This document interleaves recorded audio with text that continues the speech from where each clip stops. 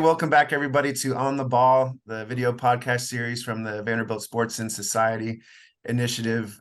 Really thrilled that Jane McManus has joined us today, where she's the executive director of the Center for Sports Media at Seton Hall.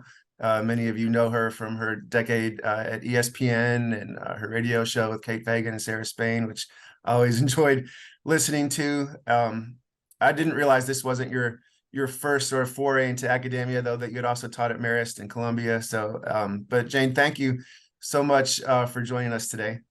I'm thrilled to be here. Thank you so much. I'm so familiar with your work and what Vanderbilt's done as well. It's nice to be able to finally sit down with you. Yeah, absolutely. I was wondering, so knowing that you had this interview coming up today on Friday, did you feel like your interview with Billie Jean King and Ilana Klaus was kind of like a trap game situation yesterday? Did you overlook them knowing you had this podcast to do today? Yeah, it was tough. As a matter of fact, I just asked them like nonstop gambling questions, like sports betting, gambling, all of that. I was one track mind. No, I actually was glad to be able to do this Friday because I knew there was no way I was going to be able to think about anything else but preparing for that interview until that was over. Yeah, and so the point of inviting you today was to talk about a column that you wrote for Deadspin on sports gambling, timed with the Super Bowl. But before we get to that, you did have two legendary figures with you yesterday on campus at Seton Hall. Obviously, you've just come off the 50th anniversary of Title IX. There's been a lot of talk about gains made over the last 50 years, but also the serious progress that still needs to be made. And I was curious, what was the takeaway from Billie Jean and Ilana about what they see as necessary for true equity in the future? Yeah, that's a great question. And that really was what our discussion was about. As somebody, and I know you're in this with me, who's followed women's sports, the progress of women's sports, the economics around women's sports. There's so much of the economics that are tied up with kind of cultural ideas about what roles should be for different genders. And that has been so completely tied up with the successes and failures that women's sports have encountered in the last 50 years. And that was part of the discussion. It does feel like we're in a new place right now, although, I started covering sports back in 1997, which was a time of great optimism around women's sports. You had the WNBA starting, you had the Women's World Cup gold medal victory at the Rose Bowl just a few years later, the Atlanta 1996 Olympics with so many successes for American women. And yet that kind of fizzled in some ways, but in some ways also, change is generational and not just year to year. And I think if you look at where, Billie came from and 50 years ago, what's happened, that generational change is real.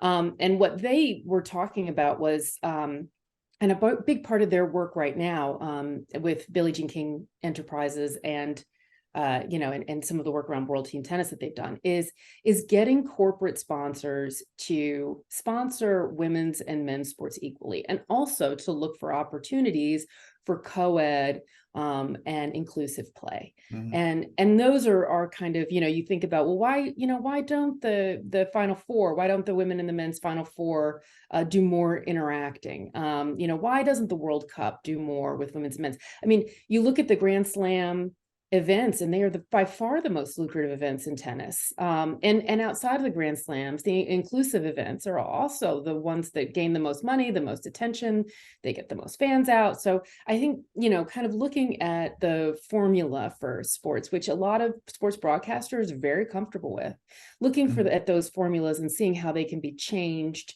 to, again, increase the revenue. I mean, you're not talking about decreasing revenue for men and raising it for women. No, it's talking about increasing it for everyone. Yeah, it's interesting you said about 98 or when you got started covering women's sports. My most recent book is about the first U.S. women's Olympic basketball team that played at the 76 Olympics. And in the locker room before their final game to where they could win the silver medal, their coach, Billie Moore, who just passed away, she told her team if they won the game that they would change women's sports in this country for the next 25 years. And she put that pressure on them in the locker room. And if you look at those 25 years between the late 70s and 2000, you did see so much change, and like you mentioned, the rise of the WNBA, women's soccer really wasn't on the map in the 70s. There was no Women's World Cup. There wasn't women's soccer in the Olympics.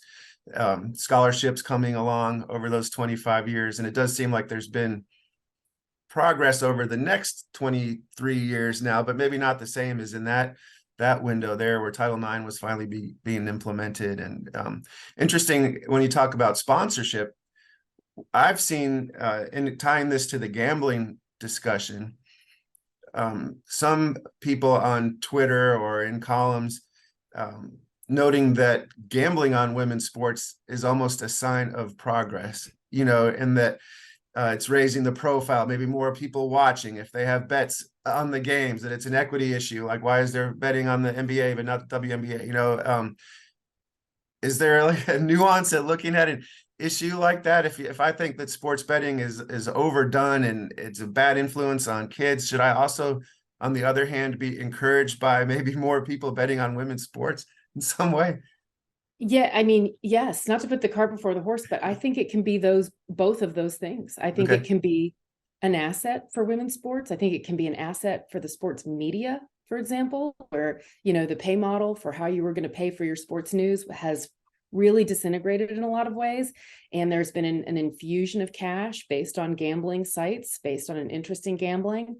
So, it's been a benefit there. But yes, particularly for women's sports, I think it's part of the push to make sure that the statistics in women's sports and leagues are as complete as they are in men's sports and as creative, because those statistics form the basis of your sharp bettors' discernment when it comes to where to place their money.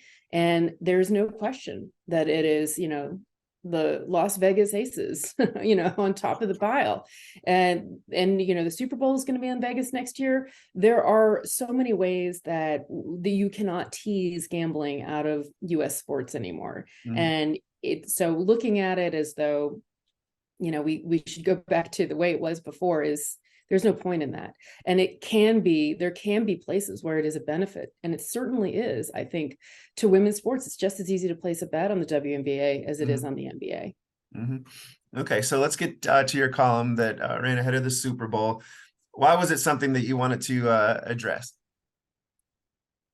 Well, because, my part of my career has been being the discordant voice in the crowd of reporters. And, why should this year's Super Bowl be any different?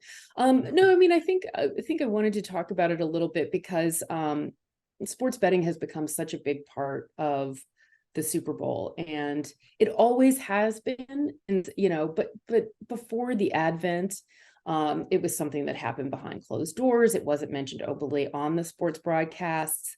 It certainly, wasn't something where you had presenting sponsors. I think there were a few touchdown photos that I saw the next day, or replays where the DraftKings logo was in the background of those shots pretty prominently. So you have the internal stadium advertising. It's something where I don't think we really talk about it enough. And, so much of the discussion around sports betting has been, 36 states have moved to legalize and have some level of sports betting. And of course, with all things, when there's revenue involved and mountains of revenue involved, the potential downsides of things are not really engaged in the same way. And so New Jersey, which was one of the first to actually legalize sports betting in the state back in 2018, the first minute they could, when the Supreme Court overturned PAPSA, what they've done now is at Rutgers, they've looked, they actually have a center that looks at gambling addiction, and they looked, and New Jersey is awash. The numbers are way up. I think there's concern that, and this is not going to happen to everyone, and people are going to really enjoy, it's going to heighten their enjoyment to place bets on games, but there are also people who are going to, find financial ruin at the end of that. And to pretend that doesn't happen is, deeply irresponsible. And for states, it could be quite expensive also. So I think, looking at that now and how to remedy that, the way it's been remedied up to this point has really been the talk so fast at the end of the ad that you can't even discern what the words are. Right, like And Joe Isuzu commercials, right? Yeah. exactly. And you're like, what are they saying? What's happening? And I Mhm. think honestly, like in some places, like that's the only thought that's been given to could the potential downsides. But we know from Europe, which, you know, the UK has had legalized gambling since the 1960s, sports betting. And we know that there are a certain subset of the population that are not going to be able to bet responsibly. And to not be able to forthrightly confront that is, you know, is problematic. Yeah, and also I think that those disclaimers at the end of the commercials are like, if you have a gambling problem, and it's sort of pushing it all on the individual, as if it's only their issue, their problem, when there are so many ways that these sports betting companies are really encouraging the potential for addiction, right? I mean, it's a structural issue, not necessarily just a personal issue. Yeah, no, 100%. And I think it's also, you know, if you go back, as we can remember, 30 years ago or something, you know, you didn't have ads for hard liquor Right. on sports broadcasts. The Yankee Stadium used to have a sign at the back that said no betting.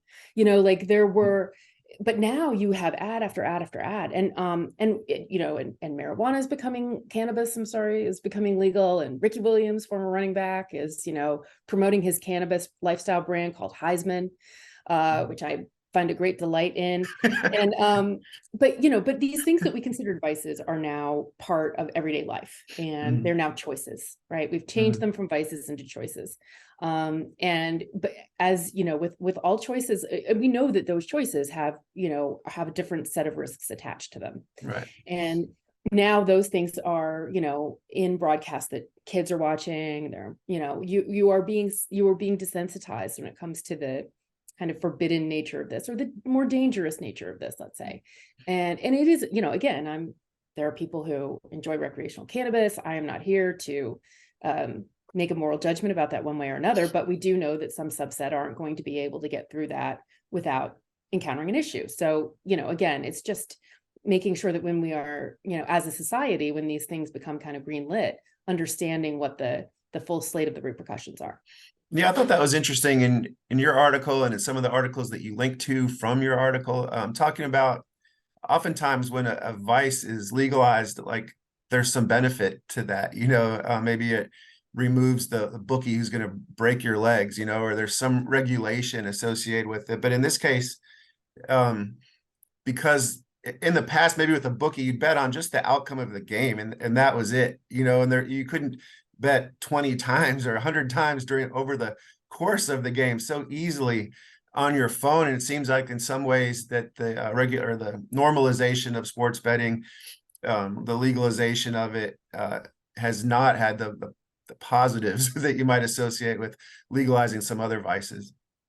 Well, I think so. There are a couple things. First of all, there's revenue. And whenever people are making boatloads of money, and I believe that New Jersey announced that it had made $33 billion over the course of the period of time since that, or that is the amount of revenue that was generated since sports betting has been legalized in the state. And there's no taking away that money. People are going to cling to that. I mean, I think you can look at the way that the NCAA likes its bowl system.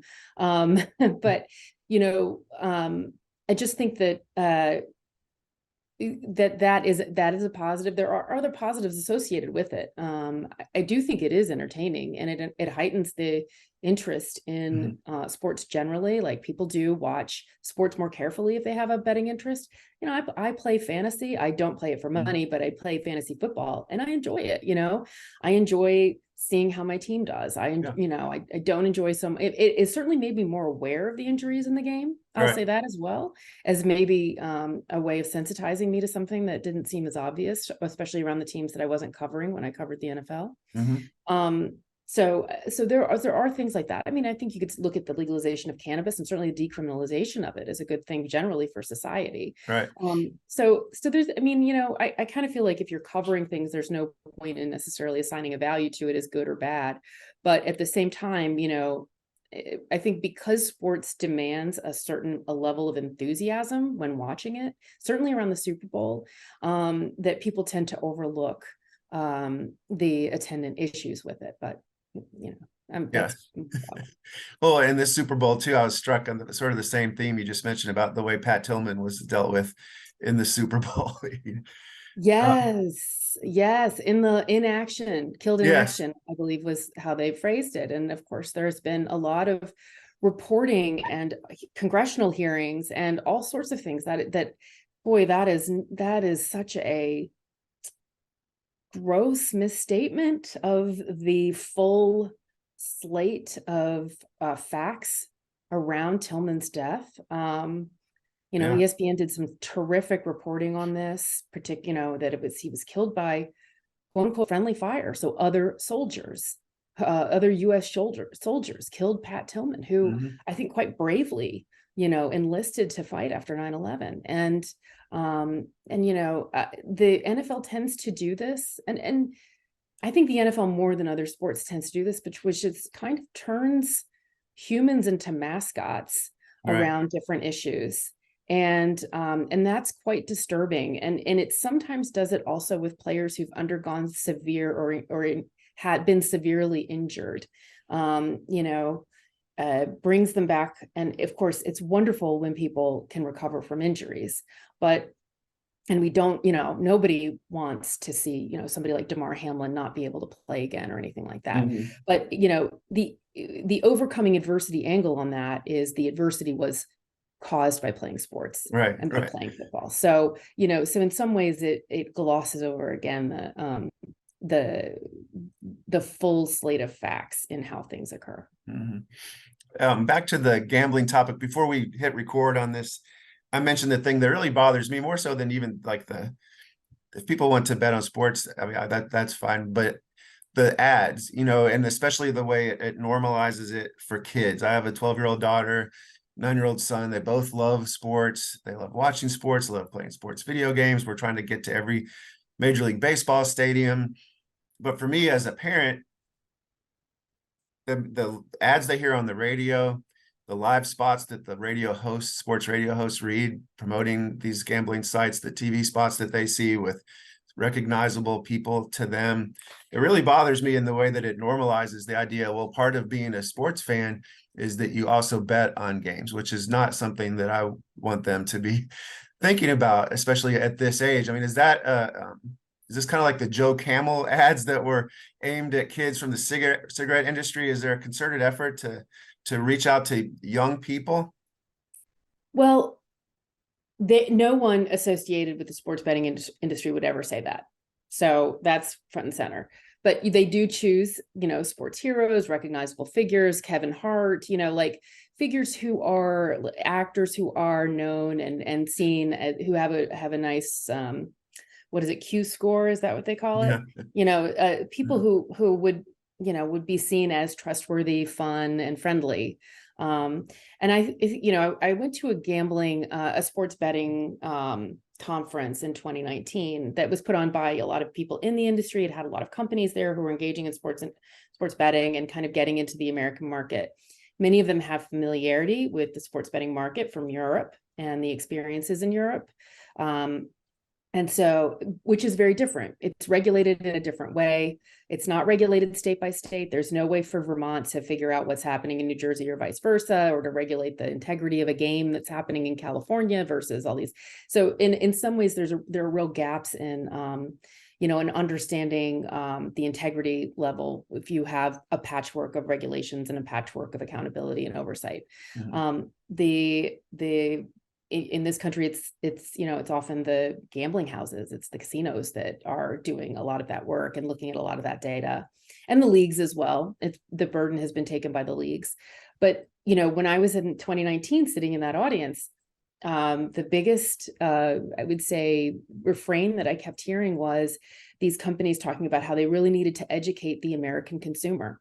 And I think and by that they meant prime them to accept sports betting as a normal part of watching a game. And I think that's been a very successful enterprise. And I think you can see that by some of the polling that's been done. If Marist poll, Seton Hall has done a poll pretty recently, but if you look at year to year, the numbers of Americans who say that sports betting is part of the game, that number jumps by 10% every year now. And I think, if you look at the number of people who say they're going to be betting on the Super Bowl in different capacities, if you look at the demographics of the people now and how that's changing.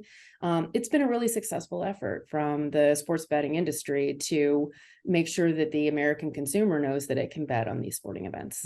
Wow. I wonder, like, do you think it'll change just the nature of sports fandom? I think we already see younger people more interested in individuals than teams, or highlights than games. I wonder how this will change the way that the typical person in this country sort of is a fan. How do they experience being a fan? Well, I've made this prediction before, and I have yet to be proven right on it, but I do think one of the dangers is in the integrity of games, and Yes. that at some point we will have a CCNY, like a 1950s style scandal, people throwing games, and I don't know if I wonder if there's enough of the sports media who's actually looking at this from a standpoint of accountability to be able to cover it in that way, because so much of the sports media industry now is taking money from gambling outfits. So Right. are you going to cover give DraftKings or FanDuel or anything else as completely the Washington Post is covering Amazon, but I think that might be the exception to the rule. And so I don't know if that would necessarily happen, but I think what honestly could change the way that Americans look at their games is that they no longer trust in the integrity of what's happening on the field. And that's the biggest danger here. And there have been minor scandals here and there, but something that really undermined the integrity of we might look at how innocent we felt about watching games, back in the era before sports betting. Yeah, man. I was thinking about that, like with all the prop bets you can place in games, or you don't even have to throw a game anymore, right? I mean, you could just not score in the fourth quarter, or a coach could not play a certain player who they're, betting on whether that person would score a certain number of points, in the second half of a game. It could be a pretty invisible way to throw, the equivalent of throwing a game.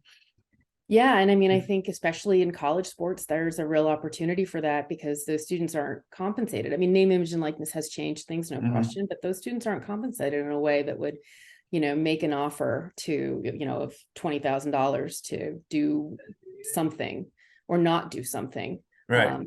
Yeah, that could be appealing. And I think, we also live in an era where, where people kind of feel like, well, I have to do what's best for me.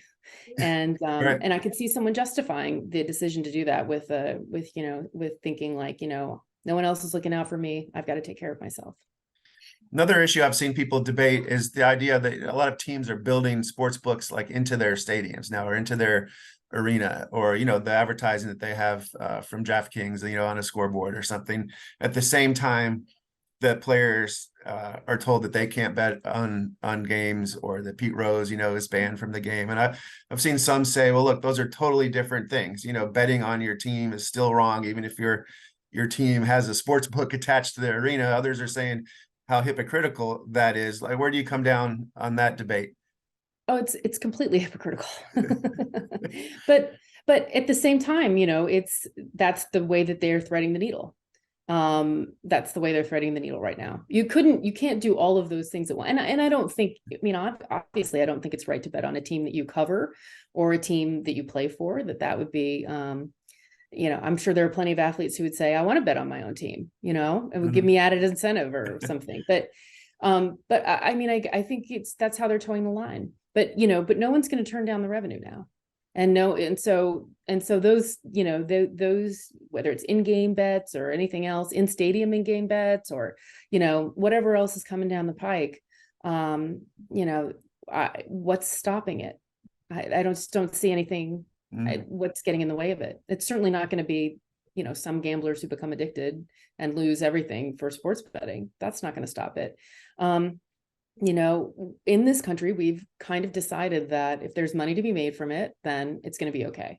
Then someone's going to make money from it. And I think, so that's that. And I tell students, and I'm sure you do too, but, I'm like, you have to be aware of what your own line is and where your credibility is, because some of them are actually going to go on to make money and earn a living by covering sports betting and by engaging in the media operations around sports betting. And others are going to go on to do investigative work, and they're going to, so my advice to students now is be aware of what lane you're in and what you're going to be doing, because you can't go down both lanes at once anymore.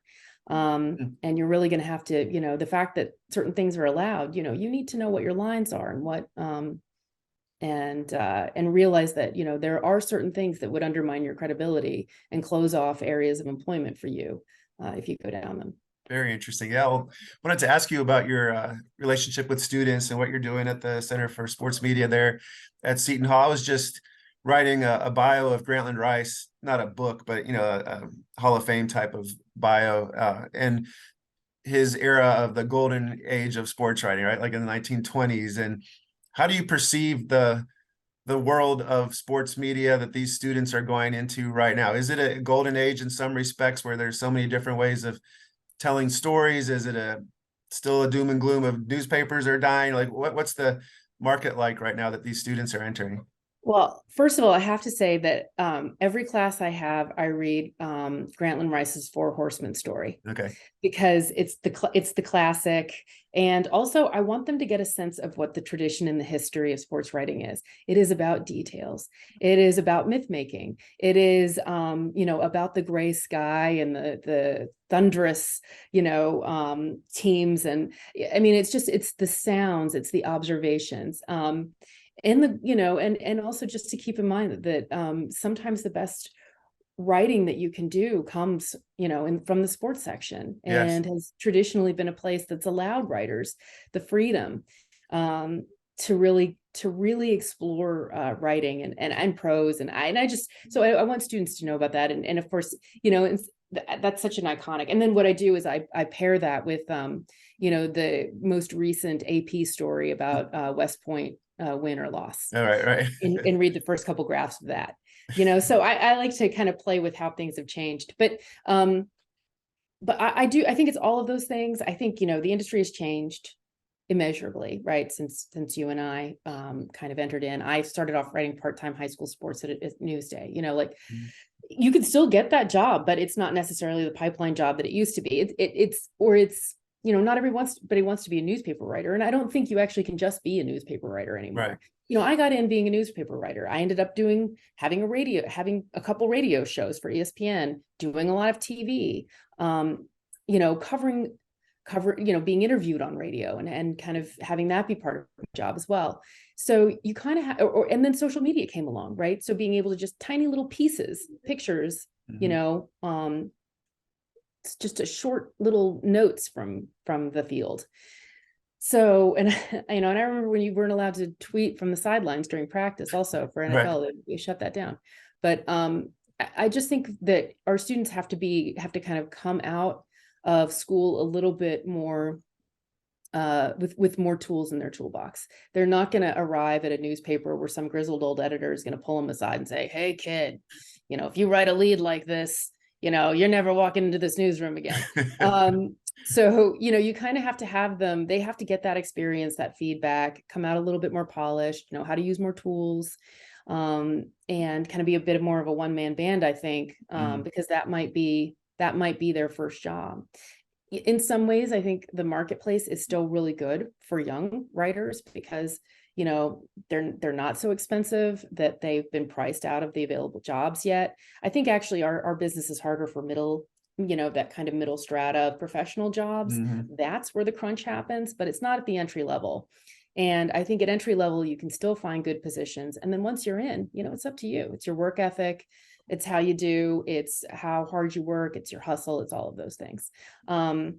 So I actually feel more optimistic about our industry for young people because I don't know what's going to happen in 15 years. And I don't, clearly what's happening now is not necessarily sustainable. Will there be more models that come forward, subscription models? The Athletic, I think, has found some success. So I'm not exactly sure, but I'm hoping that when these current crop of students are 15 years into the business, it's a better place for them. Well, how fortunate your students are to have you, as a mentor. And I know that you've brought great guests to Seton Hall and exposed them to so many professionals in the business. I hope that our sports and society program has a chance to collaborate with your program Absolutely. at some point.